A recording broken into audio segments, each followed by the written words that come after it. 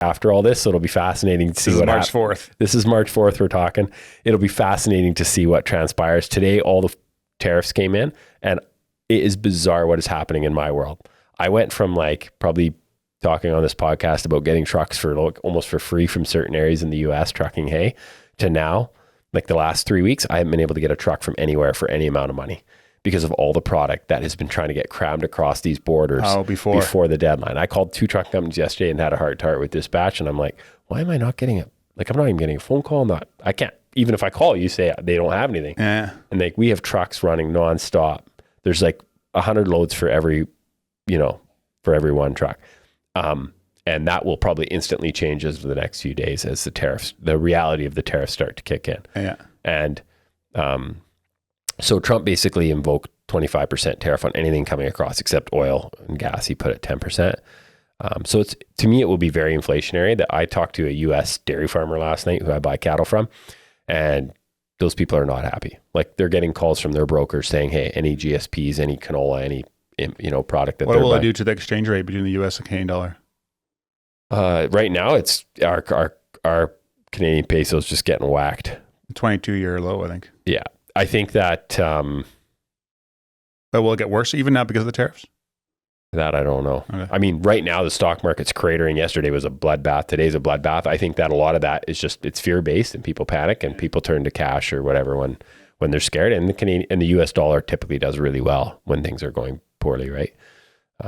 So yeah, I wouldn't know how that will play out. I just feel like in my world, I keep saying it. People always say, "Oh, how do you think it's like if trade wars are bad for everybody?" It will be bad. Like, a lot of people argue. I know people that are listening to this that disagree with this and think, "Oh, it's pro-America," and get and to some degree that will happen. But overall, there's a reason that all countries capitulate when you do a free trade agreement. All countries leave something on the table typically because they know that free trade between countries is ultimately good for both economies, right? And so now to the idea, and to be honest, like, I mean, I follow politics and you follow it pretty closely too. I don't totally understand the trade war with Canada.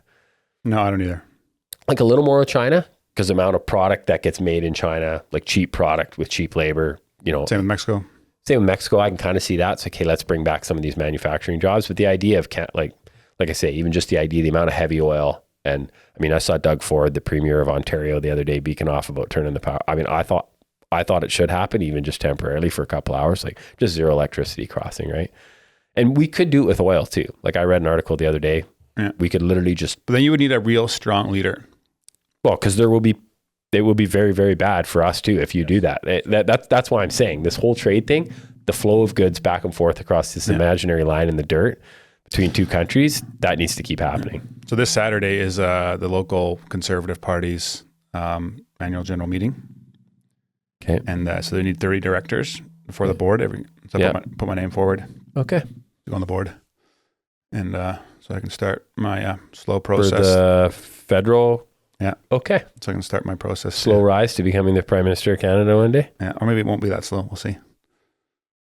Well, I can tell you that if you keep doing this podcast with me, neither of us are getting elected to anything. That I know for sure. Oh, we'll see. The only way I'm doing it is being real. So no bullshit. Okay.